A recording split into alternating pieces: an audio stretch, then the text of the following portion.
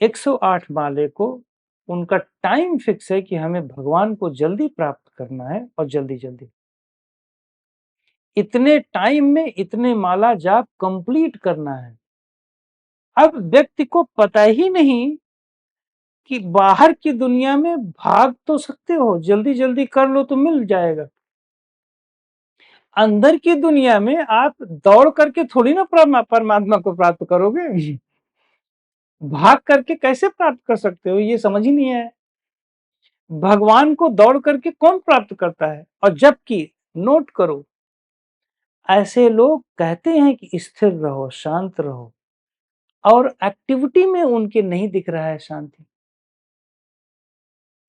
सब लोग कहते हैं, सारे गुरु कहते हैं कि शांत काम करो, धैर्य पूर्वक काम करो, तो ये जो माला जाप कर रहे हैं तो क्यों जल्दी-जल्दी मचाए हो? यहाँ तो और स्लो हो जाना चाहिए, यहाँ तो आपको रुकना है, यहाँ पे आपको चलना ही नहीं। परमात्मा को प्राप्त करने के लिए रुकना पड़ता है, चलना थोड़ी ना पड़ता है। रुकोगे तभी वो मिलेगा ना, चल करके किसको मिला है? वो तो भोग विलास वाले चलते हैं ना, भौतिक जगत में आप चलते हो।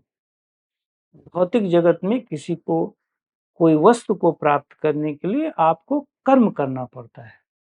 लेकिन अंतर के जगत में आपको कर्म से ऊपर कर्म को रोकना पड़ता है। चाहे वो इंद्रियों का कर्म हो, चाहे वो कर्म इंद्रियों का कर्म। ये ज़रूर है कि माला आपको सपोर्ट कर रहा है, लेकिन आपको भागने की ज़रूरत क्या है? जल्दी-जल्दी करने की क्या आवश्यकता है? तो मेरा कहने का मतलब ये है कि जब हम अपनी आध्यात्मिक यात्रा में भी या अपनी अच्छी चीज़ों में भी जल्दीबाजी करते हैं, तो भी हमारा डायाफ्राम खिंचता है, हमारे डायाफ्राम में स्ट्रेस आता है।